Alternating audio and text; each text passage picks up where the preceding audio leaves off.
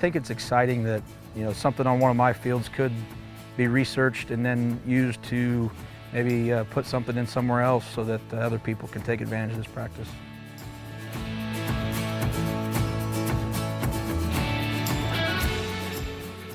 Today was really a celebration of the partnership that has been in the works for many months. The Illinois Farm Bureau came to me and we talked about building this partnership and developed the saturated buffer partnership.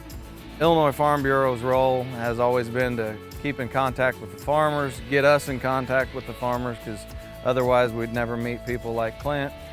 We've always been looking for different edge of field practices, and so whenever Laura and I were talking about a saturated buffer, we thought maybe this field might be a good option for a saturated buffer just because it was so close to Lake Shelbyville, had the pattern tile system that we needed.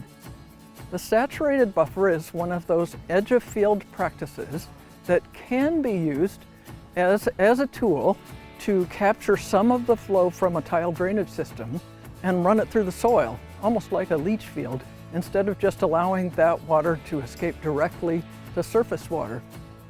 If all conditions are right, if your soils are right, your hydraulics are right, that can actually remove nutrients, remove nitrates from that water.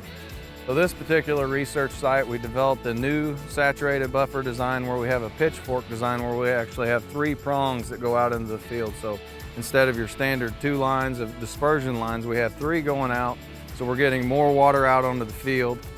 There's a lot of great research coming off of these practices, so they're just one more tool, if you will, in the toolbox of water quality management that we can implement on the landscape.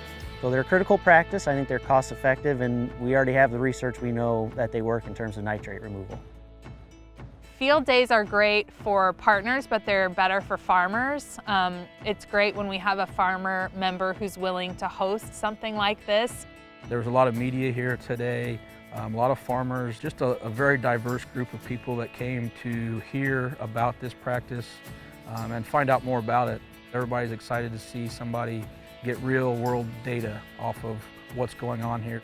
And to see a new practice that they've never seen before and get to check it out, look at the equipment, think about how it might fit on their own farm.